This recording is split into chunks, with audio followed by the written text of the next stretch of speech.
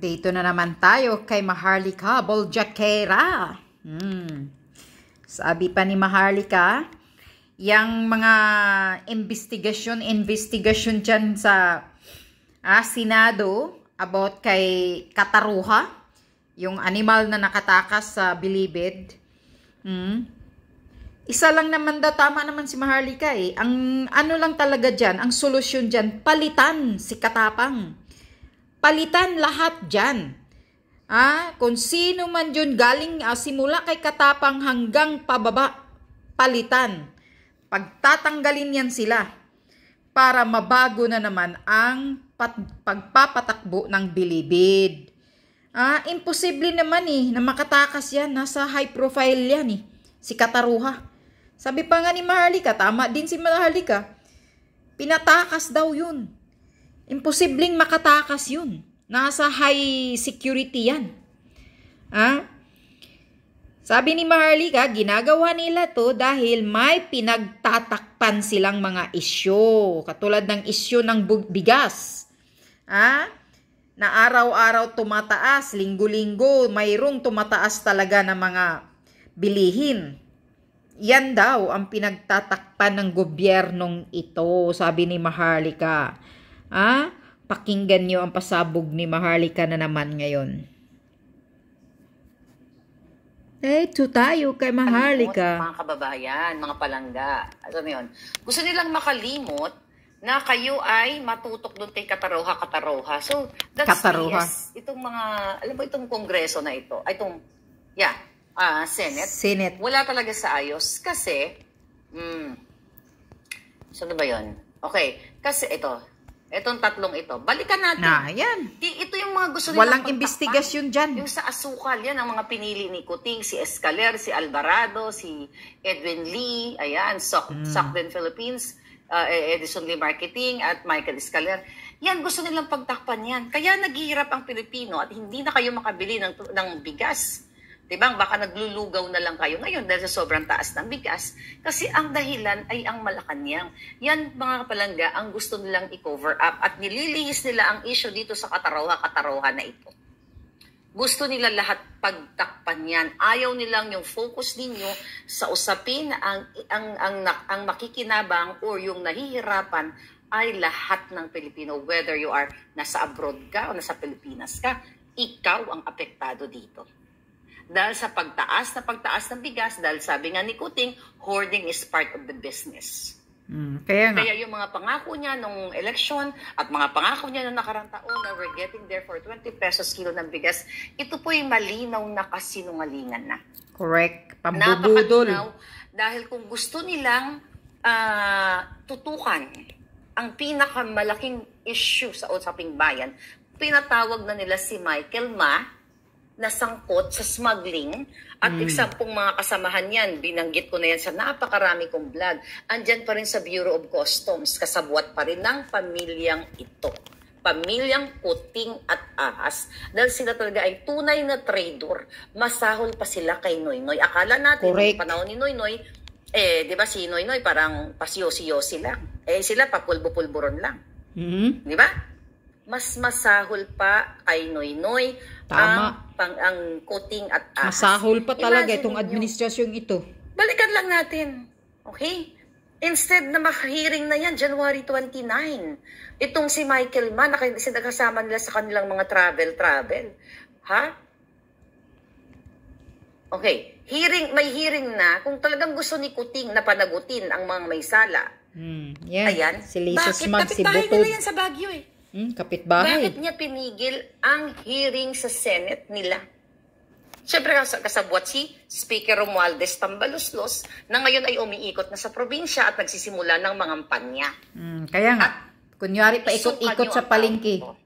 Si Tambaluslos, imbes na sulbin ang problema, ang kahirapan ng taong bayan, nangangampanya na ang Jutang Ginina, ang mga karaban niya umiikot na sa mga probinsya. Imbes na ipatawag sa Congress, sa Senate, yang si Michael Ma na sangkot sa smuggling, ang pinapatawag itong Kataruha at pa-demo-demo pa. Kung di ba ng mga hangal? Kaya Hindi nga. hangal itong mga nasa kongresong nagpapapatol sa ganon. Napakasimple ng problema, tanggalin si Katapang, tatanggalin ni Kuting kasi incompetent na katulad niya. Well, sabi nga nila, friends with the same feather, di ba? Incompetent together. Correct. Katulad nila. And they fuck together. Yun naman talaga ang anyway, solusyon, tanggalin si Katapang. Di so yan ang ayos. gusto nilang pagtakpan. Ayaw ipatawag ang issue sa agrikultura. Ayaw ipatawag si Sayarot. I hope Tito Soto will, well, wala na pala siya, but again, di ba? Kasi itong issue na ito kay Sayarot, sabwat niya dito yung driver niya during the time nung nahuli siya, ayan, Si Halusos, Halusos na kalaban nila Tito Soto ngayon yan sa kanilang issue dyan sa tape. Yung sa Itbulaga nila. So anyway, instead na yung ipatawag, dahil yan mga non-bailable, katulad kay Mark Sayarot, non-bailable yung kanyang kaso, pero pinatakas, pero yung kataroha-katarohan pinagtsatsagan lang, para i-erase sa inyong mga isipan na dito kayo mag-focus. Kaya sabi ko sa inyo, pag lumalaban tayo para sa katotohanan, ang target natin yung ulo. Correct. Ulo ng kasakiman. Ulo ng kasinungalingan. Di ba? Like yung issue kay Tambaloslos, gusto nilang patayin yung heavy luggage. Ang heavy luggage, tahimik. Sa kanya ng Okada o ng Universal Parent Company from Japan, di ba? Yung heavy luggage, huwag yung kakalimutan niya. Tahimik si Tambaloslos sa heavy luggage, diba, natanggap. Pa ng award. Ano yung award niya sa FAMAS, di ba? Pang-artista ang drama. Nabibili naman yung award na yan. Ano yung award ni Tambaloslos? Comment nyo dyan palangga. Award pa. Role model siya ng role model ng bravery. Si Tambaloslos, role model ng pogo, protector, role model ng mga koleksyon. Okay, sa Bureau of Customs, role model si Tambaloslos sa pagkamkam ng mga companies like EEI, yung construction company. 70% niya ang ownership na ngayon based sa ating puting ahas, ang nakuha ni Tambaloslos. Saan galing ang pera? And also sa Coca-Cola bottling na sinasabi ko, gusto kong kamkamin. Saan kumukuha ang isang Speaker of the House ng pera? Definitely, hawak nila ang budget through Zaldico. Diba? Chair Committee sa General Appropriation. Diba? Ngayon, mga palangga, right hand ni Tambaloslos si Zaldico. Si Mylene, na pinasara ang Dior at nag-party. Mahilig talaga sila dun sa Paris, pa Dior. Sila ni Heart, okay, ni Puso. I'll talk about Puso later. Okay, ito munang mga hitad na ito. So nakita nyo, sinasara ang mga boutique, yung mga designer store sa Paris. Samantalang kayo, ni 60 pesos na kilo ng bigas, hindi nyo kayang bumili. Ang mga senior citizen, mga kababayan, yung kanilang social pension, delayed. Ang dami nagme-message sa akin, delayed, hindi na ibibigay ang kanilang social pension na sinasabi nila during pandemic, mabuti pa kasi may pinamimigay pa. Kahit daw during pandemic, nakakabili pa sila kahit papaano ng pagkain. Ngayon, wala ng pandemic. Kaya nga, ang increase hindi na binibigay. Yung increase so, na is sa mga pensioner. Hindi yung sa katarawa. It's correct. Yun ang gusto ni Lisa Smugs. Ilihis-lihis lang niya ang mga tao. National issue na ang impact, like sa droga, ay ang mga kabataan. Recently, kung napanood ninyo, may nag-send sa akin na hinold up broad daylight sa Imos, Cavite. 2 mag-asawa. Tinutukan sila ng baril. Kinuha yung bag, kinuha yung mga cellphone. Narinig mo sa CCTV, sabi, jutang dyan na. Pag hindi mo binigay yung cellphone mo o bag mo, di ba, babarilin kita, sabing ganon. Correct. So ito yung tututukan yung issue, hindi yung broad daylight ngayon, matatapang ng mga hold-upper, kaya nakakatakot. Well, ang nag-appointed si Ahas. Kung ganon ang incompetent na pinakita ni Katapang, totally ligwak na yan. Kasi siya ang mananagot. Si Bonjing. Pero kasi they're enjoying the perks, the money inside, believe it, the budget and everything. Kaya, syempre, merong tongpats yan si Ahas. Laging may tongpat si Ahas. Huwag yung kakalimutan, abala sila sa pagkakamkam ng pera. Hindi sila abala para paglingkuran ng bayan. Abala sila kung paano magpaano ikamada yung slate nila for 2025 election. Kaya nga, di ba, Ano yung mga drama-drama ni Tambaloslos na Papamas-Pamas Award? Exemplary Award? Ano? Exemplary? Tutularan yung pagtanggap niya ng actually barya lang yun sa budget dan sa yung ating 5 trillion budget, di ba? For 2024, barya 5 trillion yun. Yung natanggap niyang heavy luggage is 3 billion. Payat yun kung tutuusin. 3 billion diba? ang heavy luggage ni Tambaloslos? Wow. Right? Tutularan kung paano siya magpatakbo ng Pogo operation. Tutularan natin siya kung paano mag-bribe, makialam sa intra-corporate dispute between Okada, parent company, and, yung sa Pilipinas. Yan ang tutularan natin. Yan ba, FAMAS? Yan ang award. Tutularan natin kung paano mambabay. Tutularan natin kung paano nila gipitin ang ibang mga kongresista. Babawasan, liliitan yung budget. Pero kay Sandro, billion. Kay Sandro Marcos, billion yung kanyang budget. I have to make sure. Basta billion ang kanyang budget. Saan gagamitin ni Sandro? Sa mga girl-lalo? Na kunyari, palalalaki siya? Meron akong i-reveal na ginawa ni Sandro. Not right now. I have to gather. Pero hayop ang taong ito. Jejimon to si Sandro. Hindi totoo. Yung mga, na-interview ko siya. Alam ko plastic lang. Naramdaman, walang connect sa tao. Jejimon power tripper tong taong ito. So yan ang mga isyong tinututukan nyo. Hindi katarawa. Ligwakin si Katapa. Most exemplary. Lahat na lang kaletse ang award, bibili nila. Kasi para paniwalain kayo, uy, ang galing binigyan ng award. Pero hindi nyo tinitignan yung nasa likod ng ginagawa ni Tambaloslos. Lahat sila. Yung heavy luggage na yun. Best Actor of the Year, sabi ni Rina. Nakakabahala talaga. Xerox copy ni Unanay, sabi ni Angela Bolivar. Exactly. Xerox copy, talagang kuhang-kuha ni Sandro ang pagiging balasubas ng kanyang ina, kasama na rin yung ama.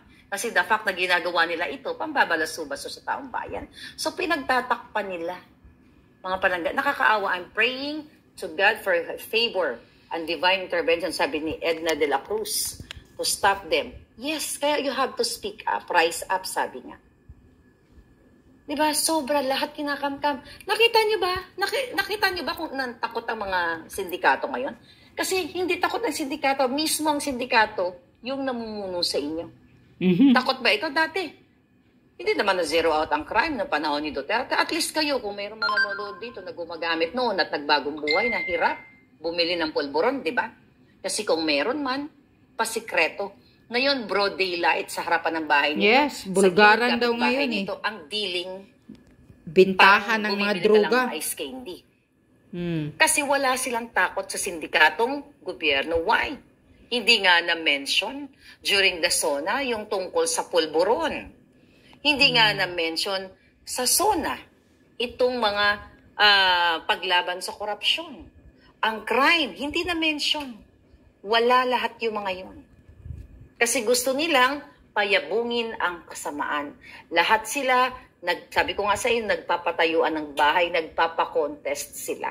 Imagine mo kung 5 trillion ang budget natin for 2024, hindi naman mapupunta sa Pilipino ang 5 trillion. Ang kalahati niyan, 2.5 trillion, maybe more than that, ay mapupunta sa mga bulsa ng mga buwaya. Yan ang malungkot na katotohanan, kaya kawawa ang ating mga kababayan, lalo na po kayo dyan sa Pilipinas. So kung mananahimik kayo, nagbubulag-bulagan kayo, napakikitaan kayo ng ni Lisa Smugs na namigay ng 150 sacks sa Bataan, tapos ipopost sa Facebook, akala nyo magaling na, wow, galing ni Ahas, Butod, namigay ng 150 sacks na bigas, sa Bataan, nag-conduct ng 234 Operation Tuli, mga ganon, 200 pieces na water jug. Tapos sabi ko nga, ipopost dyan. Tapos papalakpakan nyo. At sasabihin nyo, ang galing-galing ng first ahas ninyo. Then, mga palangga, there must be something wrong with your brain and your heart. Your brain and your heart is not for the people. Your brain and your heart is for the sindikato. Kung hindi nyo kayang arukin ang mga press release nila. Notice, darling, mga palangga, tahimik ang mainstream media. Correct. Tahimik talaga. Kasi maintindihan mo, kasi may mga negosyo silang masagasaan. Pag masasagasaan yung negosyo nila, siyempre, ano yung nangingibabaw sa kanila? Bakit di sila nagsasalita? Personal interest. And if lahat ng mga malalaking negosyante, kapag may ginawang katarantaduhan, katulad ni MVP, di ba sinabi ko sa inyo last year, maybe January this year, na kumita si Lisa Smugs, na binigyan siya ng 600 million ni MVP para sa merging ng ABS-CBN na hindi natuloy, di ba? Ang Channel 5, kaso lang na-intercept ni Marcoleta na ito ay unconstitutional. Dahil hindi natuloy, pero ang 600 million ni MVP, goodbye. Nasa tiyan ni Lisa Smugs. Bakit di siya nagre-react? Siyempre, baka gipitin siya, maapektuhan yung kanyang negosyo. So again, although naiintindihan ko ang mga malalaking negosyante, natakot sila, but they're not really for the people. It's all for their personal interest. Kaya Correct. Itong mga malalaking negosyo, kunyari sila, love nila yung Pilipino, pagdating ng mga kalamidad, kunyari, nagbibigay sila, nagdo-donate sila, pero actually yung perang dinodonate nila ay galing din sa mga donations ng OFW at ng iba't ibang Pira tao, din ng mga diba? Pilipinong Diba? So taxpayer. walang mga pagmamahal. So sino nga asahan mo kung lahat takot? Takot ang mainstream media. Aba, dapat maraming ipapanganak na Maharlika. Correct. Lalabanan natin dito ang mga... Yan lang. So, yun ang sinasabi ni Maharlika. Na itong issue ni Katapang sa Bilibid, panglilihis lang daw ito. Dahil pinagtatakpan ang mga kabalbalan ginagawa ng gobyerno. Katulad ng kilos ng bigas ngayon, lahat ng bilihin tumataas. Walang reaksyon ang gobyerno. Ang nasa utak nila mag-i-import. Yun. Yung kay House Speaker Martin Romualdez. Bakit hindi mo pa sinagot yung mga yung heavy luggage? Heavy na bag na natanggap mo. Tambalos-los. Anong laman dyan? 3 billion daw, sabi ni Maharlika di umano. Heavy luggage na natanggap mo, yan ang pagtatakpan. Yung mga ginagawa nilang pangangamkam daw, yun ang pinagtatakpan niya para malilihis yung pag-iisip natin, yung pagtingin natin, malilihis sa kay katapang-katapang. Ay, Diyos ko. Kaya maging wise tayo mga taong bayan. Titingnan natin kung sino ang ulo ng lahat nito. Bakit nangyayari ito sa Pilipinas? Sino ang ulo sa kasamaan? Sabi pa kay Maharlika, sino pa? Di si Kuting daw at si Lisa Smugs ang ulo ng mga demonyo. Sabi ni Maharlika yan. Okay, Bapo.